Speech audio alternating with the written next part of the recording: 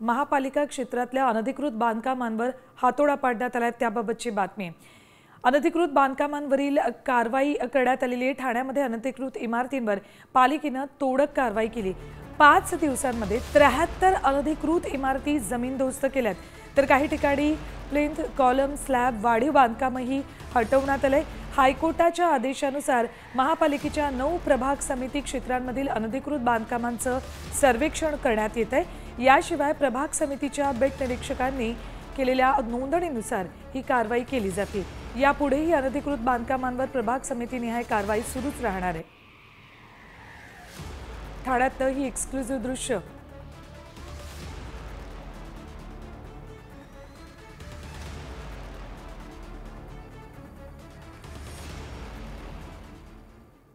महत्त्वाची बातमी, खारघरमधून गेल्या 24 तासांपासून खारघर अंधारात आहे।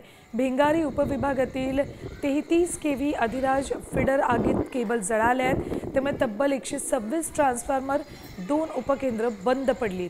खारघरमधील टाटा 1 आणि टाटा 2 भागातील 12 ट्रान्सफॉर्मर बंद आहेत। महावितरणकडून वीज कधी येणार याबाबत कुठलीही माहिती देण्यात आलेली नाहीये। 24 तासांपासून संपूर्ण खारघर अंधारात आहे। वीज पुरवठा खंडित झाल्यानं जनजीवनही विस्कळीत झालेलं आहे। मात्र महावितरणकडून वीज पुरवठा कधी सुरळीत होईल याबाबत कुठलीही माहिती देण्यात आलेली नाहीये। 33 केव्हीच्या केबल जळाल्यात, त्यामुळे 126 ट्रान्सफॉर्मर आणि 2 उपकेंद्र जळालीत। मात्र हे काम कधीपर्यंत पूर्ण होईल आणि वीज पुरवठा कधी सुरळीत होईल याबाबतची माहिती अजून तरी नागरिकांना देण्यात आलेली नाहीये।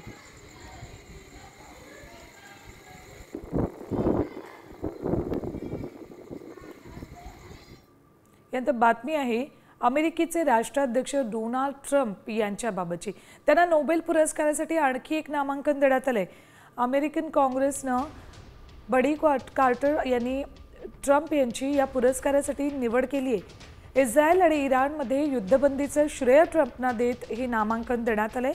ट्रम्प यांच्या प्रयत्नांमुळे एक मोठा प्रादेशिक संघर्ष टळला असा दावा बडी कार्टर यांनी आपल्या पत्रात केलाय।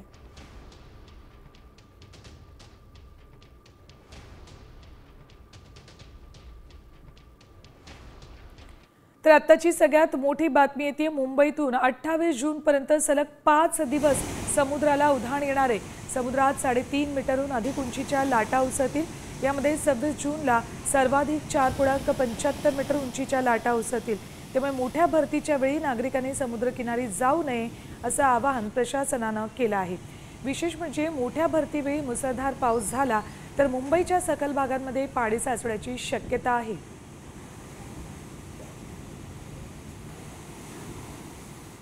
25 तारखेला म्हणजे आज 12:05 4.71 मीटर उंचीच्या लाटा उसळणार आहेत। त्यामुळे या काळात समुद्रकिनारी जाऊ नये। 26 तारखेला म्हणजे उद्या दुपारी 12:55 सर्वाधिक उंचीच्या 4.75 मीटरच्या लाटा उसळतील। 27 तारखेला 1:40 दुपारच्या वेळेत 4.73 मीटर उंचीच्या लाटा उसळणार आहेत। तर 28 जूनला दुपारी 2:26 4.64 मीटर उंचीच्या लाटा उसळतील। या काळात जर पाऊस सुरू राहिला तर मग सखल भागांमधली परिस्थिती आपल्याला वेगळी दिसेल। पाणी साचलेलं असेल त्या काळात। दापोलीतील पाचपांढरी गावाला समुद्राचा धोका आहे। समुद्राला आलेल्या मोठ्या उधाणामुळे नागरिकांच्या घरांमध्ये पाणी शिरले, त्यामुळे घरांमधल्या साहित्याचं नुकसान झाले। समुद्र किनाऱ्यावरच्या 40 ते 50 घरांना या उधाणाचा धोका आहे। समुद्रकिनारी नागरिकांनी रात्र जागून काढली आहे।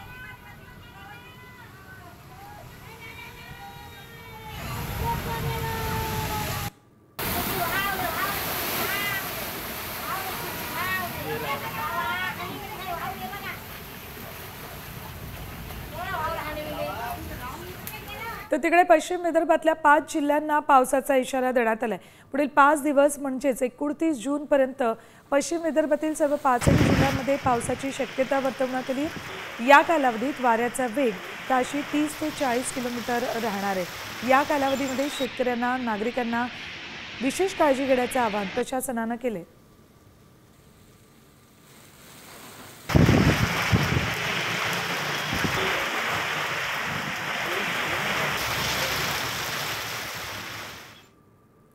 तर रेल्वे प्रवास करणाऱ्यांसाठी महत्त्वाची बातमी आहे। रेल्वेनं प्रवास करणाऱ्यांच्या खिशाला आता कात्री लागणार आहे, कारण भारतीय रेल्वेनं 1 जुलै 2025 पासून तिकिटांच्या किमतीत वाढ केली। सर्वसामान्य प्रवाशांसोबतच एसीनं प्रवास करणाऱ्यांना तिकिटासाठी आता अतिरिक्त पैसे द्यावे लागणार आहेत। सामान्य द्वितीय श्रेणी 500 किलोमीटरपेक्षा जास्त प्रवास दरवाढ 0.5 पैसे। किती भाडं वाढते बघा। मेल एक्सप्रेस गाड्यांसाठी नॉन एसी दरवाढ 1 पैसे प्रति किलोमीटर करण्यात आली, तर एसी क्लास दरवाढ 2 पैसे प्रति किलोमीटर केली आहे।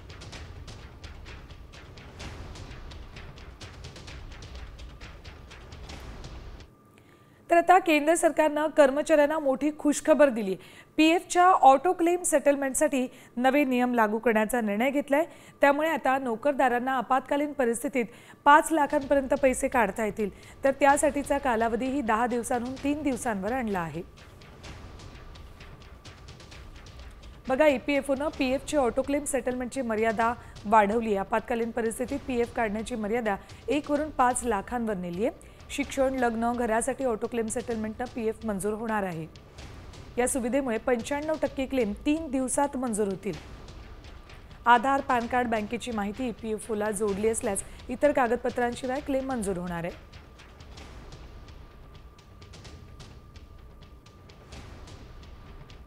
आता बातमी 11वीच्या प्रवेश प्रक्रियेबाबतची। या प्रक्रियेतील पहिल्या नियमित कॅप फेरीतील निवड यादी उद्या जाहीर होते।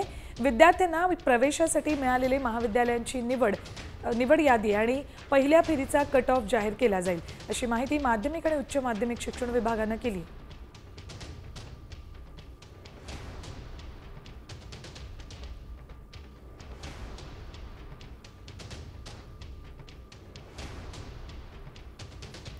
पुढची बातमी बघूयात। केवळ मालमत्तेची नोंदणी केल्यानं तुम्ही तिचे कायदेशीर मालक बनत नाही, असं एका प्रकरणात सुप्रीम कोर्टानं म्हटलंय। नोंदणीमुळे पुरावे मिळतात, पण मालकी हक्क मिळत नाही। फक्त नोंदणीकृत कागदपत्र असणं पुरेसे नाही, विक्रेता जे विकत आहे ते खरोखर त्याच्या मालकीचं आहे याची खात्री तुम्ही केली पाहिजे, असं कोर्टानं म्हटलंय। महनूर फातिमा इम्रान विरुद्ध messrs Vishweshwara infrastructure private limited प्रकरणात कोर्टानं हे महत्त्वाचं विधान नमूद केले।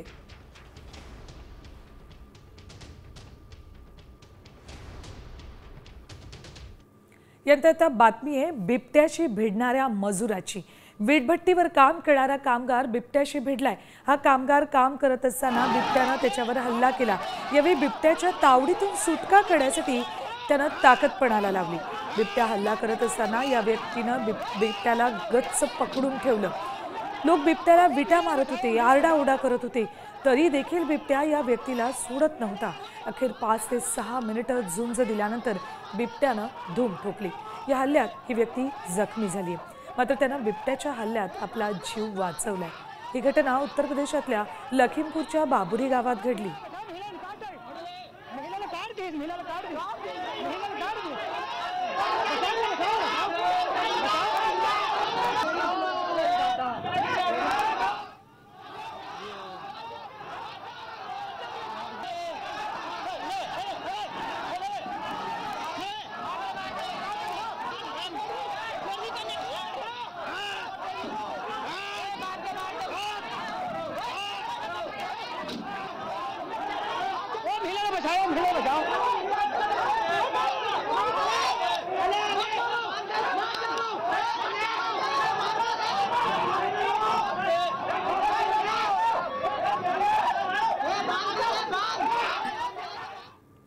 अखेर या पठ्ठ्यानं सर्व ताकद पणाला लावून या बिबट्याला हरवलेलं आहे। पुढची बातमी आहे लातूरमधून।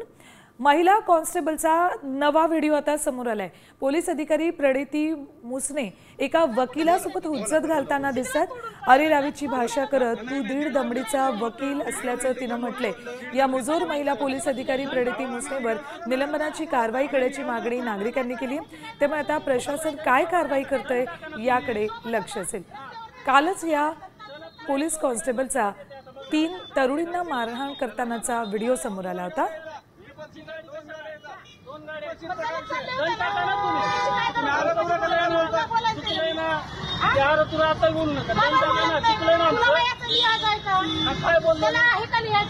काय बोललो होतो ना, अरे तुम्ही बोललो होतो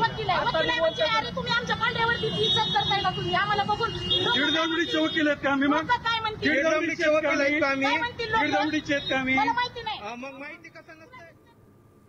दरम्यान मारहाण झालेल्या तरुणींनी मारहाण करणाऱ्या महिला पोलीस कॉन्स्टेबल विरोधात लातूरच्या शिवाजीनगर पोलीस ठाण्यात तक्रार दाखल केली. अश्लील शिवीगाळ करत मुद्दाम मारहाण केल्याचा आरोप या तरुणींनी केला. काय गरज होती तुला वाकडं व्हायची?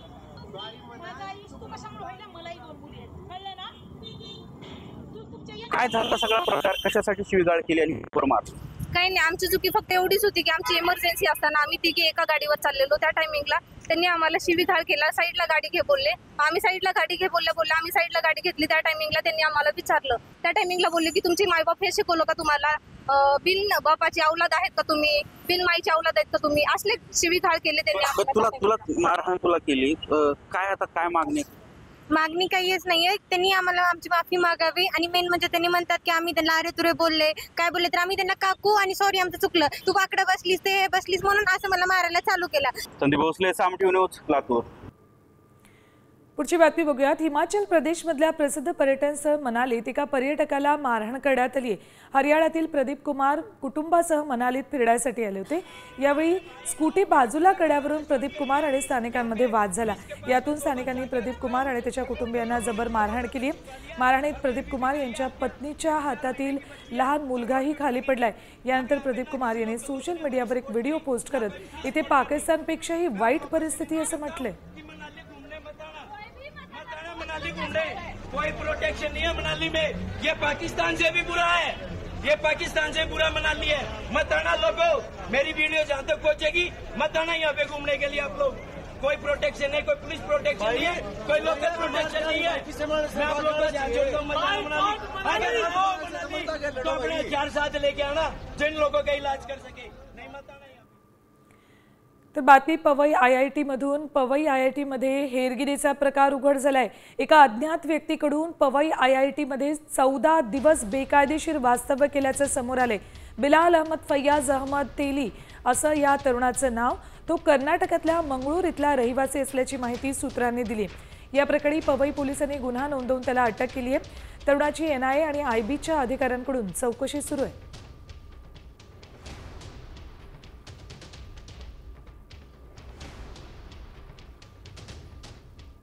यानंतर बातम्या बघूयात वारीबाबतच्या.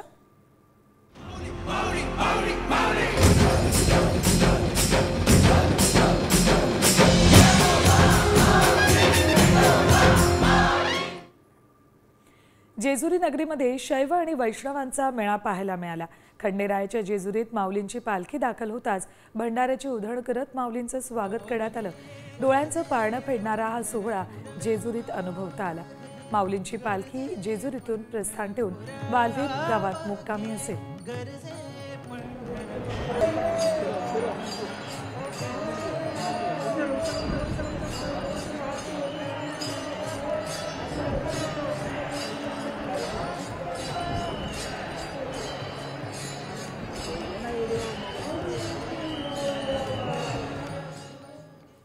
तर वारकऱ्यांना आता वारी दरम्यान शुद्ध अन्न मिळणार आहे. भेसळयुक्त पदार्थांची विक्री होऊ नये यासाठी FDA प्रशासनानं विशेष मोहीम हाती घेतली. पालखी मुक्कामाच्या स्थळांवर काही संस्थांकडून अन्नदान केलं जातं, भंडारे आयोजित केले जातात. त्या ठिकाणी स्वच्छता किंवा अन्नाची सुरक्षितता आहे की नाही हे तपासलं जाणार आहे. वारी मार्गावर असणारी हॉटेल्स, रेस्टॉरंट यासह पंढरपूर आणि इतर परिसरातील हॉटेल्स, विशेषतः मिठाईची दुकानं तपासली जातील. राम कृष्ण हरे जय जय राम. यानंतर बातमी राजकीय विश्वातून. ठाकरे सेना मनसे युती पार्श्वभूमीवर मोठी घडामोड समोर येते. राज्यात गेल्या काही काळापासून मनसे आणि उद्धव बाळासाहेब ठाकरे पक्षाच्या युतीबाबत चर्चा सुरू आहे. दोन्ही बाजूंनी याबाबत सकारात्मक प्रतिसाद मिळालाय. त्यानंतर आता मनसे आणि ठाकरे सेनेचे महत्त्वाचे नेते आज एकत्र पत्रकार परिषद घेत आहेत. अरविंद सावंत आणि नितीन सरदेसाई ही पत्रकार परिषद घेणार आहेत. त्यामुळे आता हे दोन्ही मोठे नेते काय बोलणार याकडे सगळ्यांचं लक्ष आहे.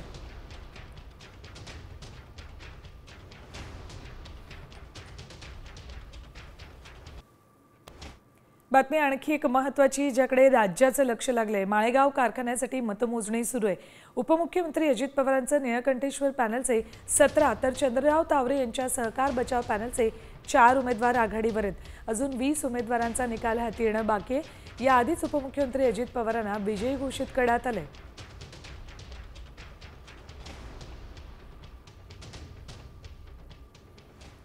तर दुसरीकडे सरकारमध्ये पदावरील व्यक्तींनी सहकारी संस्थांची निवडणूक लढवू नये. माळेगाव निवडणुकीवर शरद पवार यांनी अनौपचारिक गप्पांमध्ये ही प्रतिक्रिया दिली आहे. 40 वर्षांच्या आपल्या कारकिर्दीत सरकारी पदावर असताना कधीही सहकारी संस्थांची निवडणूक लढलो नाही. विरोधकांना काही अडचण आली तर सरकारी पदावरील व्यक्ती जो कारखान्याचा प्रमुख असेल तर तो विरोधकांना न्याय कसा देईल, असा टोला शरद पवारांनी अजित पवारांचं नाव न घेता लगावलाय.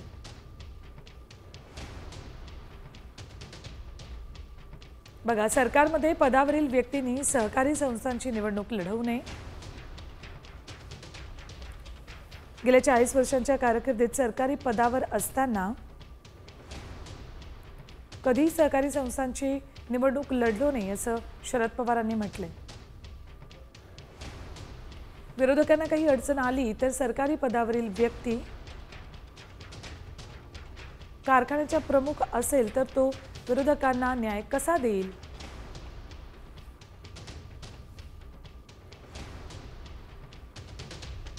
बातमी एका भेटीची. उद्योगपती अनंत अंबानींनी काल रात्री मुख्यमंत्री फडणवीसांची भेट घेतली.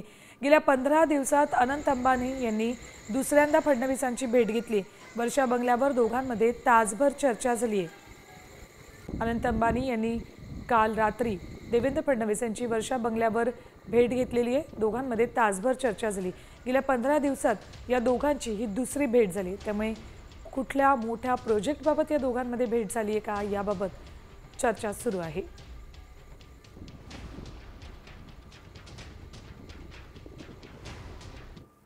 यात बातम्या बघूयात झटपट 100. एसटीचं लाईव्ह लोकेशन प्रवाशांना कळावं यासाठी ॲप तयार करण्यात आलंय. मात्र या ॲपची सुरुवात 15 ऑगस्टपासून होईल अशी माहिती परिवहन मंत्री प्रताप सरनाईक यांनी दिली. या ॲपमध्ये तिकिटावर असलेल्या क्रमांकाच्या माध्यमातून बस स्टँडवर येण्याची गाडीची अचूक वेळ समजणार आहे.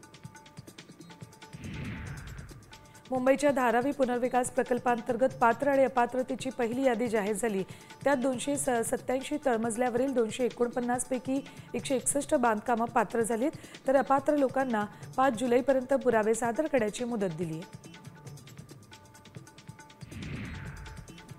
मुंबईतील मेट्रो प्रकल्पांना गती मिळणार आहे. मेट्रो विस्तार आणि स्मार्ट वाहतूक यंत्रणेला गती देण्यासाठी 19 महत्त्वाच्या कंत्राटांना मंजुरी मिळाली आहे. MMRDAकडून 12,000 कोटींपेक्षा अधिक रकमेच्या कामांना मंजुरी मिळाली. मुंबईतील उपनगरं मेट्रोनं जोडली आहेत. यामुळे प्रवाशांचा प्रवास अधिक जलद होणार आहे. पुण्यात दुसऱ्या टप्प्यामध्ये पिंपरी ते निगडीत मेट्रो मार्ग विस्ताराचं काम सुरू आहे. त्यासाठी 910 कोटी 18 लाखांचा खर्च आहे. या मार्गावर 4 स्थानकं उभारण्यासाठी 162 झाडं अडथळा ठरत आहेत. ही झाडं तोडण्यासाठी महामेट्रो प्रशासनानं पालिकेच्या उद्यान विभागाकडे प्रस्ताव सादर केला. आंबेगाव फाटा धनकवडीत दुरुस्तीचं काम करण्यासाठी गुरुवारी या भागातील पाणीपुरवठा बंद असेल. तसेच शुक्रवारी उशिरा आणि कमी दाबानं पाणीपुरवठा होण्याची शक्यता आहे. तरी सर्व नागरिकांनी याबाबत सहकार्य करावं असं आवाहन पाणीपुरवठा विभागानं केलंय. पुणे पालिका निवडणूक प्रभाग रचनेचं वेळापत्रक लांबलंय. राज्य सरकारनं यापूर्वी दिलेल्या आदेशानुसार 4 सप्टेंबरपर्यंत अंतिम प्रभाग रचना जाहीर होणार होती. आता मात्र नव्या आदेशानुसार अंतिम प्रभाग रचनेसाठी 6 ऑक्टोबरची मुदत देण्यात आली. पदावरून आता पुण्यात राजकीय पक्षात आरोप प्रत्यारोप रंगत आहेत.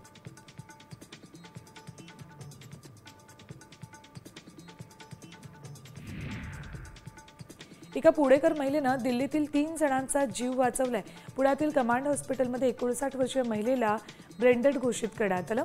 ही महिला निवृत्त जवानाची आई असून या जवानानं मनावर दगड ठेवत आईच्या अवयव दानाचा निर्णय घेतला. त्यानंतर एअरफोर्सच्या मदतीनं ही मोहीम फत्ते केली आहे. त्यामुळे भारतीय सैन्याचं सर्वत्र कौतुक होतं.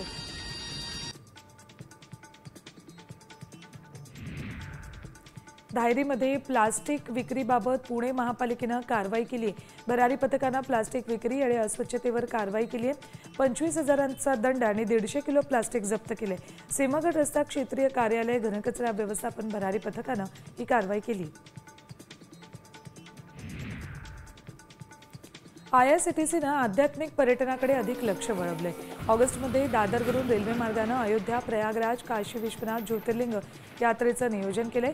14 ऑगस्टला दादर रेल्वे स्थानकावरून ही गाडी मार्गस्थ होईल. तसंच नागरिकांचा प्रवास आरामदायी व्हावा यासाठी चार्टर्ड द्वितीय वातानुकूलित डब्यांची सुविधा केली आहे. कटरा ते श्रीनगर दरम्यान वंदे भारत रेल्वेला चांगला प्रतिसाद मिळतोय. 2 रेल्वे गाड्यांनी काश्मीर खोऱ्यात प्रवासाला नवा पर्याय दिलाय. त्यामुळे पर्यटकांना आणि व्यापाऱ्यांना दिलासा मिळालाय. स्वस्त तिकीट दरांमुळे विमान प्रवासही रेल्वेकडे वळत आहेत.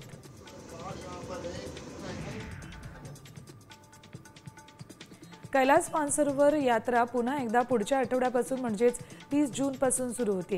ही यात्रा गेल्या 5 वर्षांपासून बंद होती. कैलास पर्वताला भगवान शिव यांचं निवासस्थान मानलं जातं. यात्रेचं संचालन कुमाऊं मंडळ विकास निगम करणार आहे. यात्रेची सुरुवात दिल्लीहून पिथोरागडच्या लिपुलेख जवळून केली जाईल.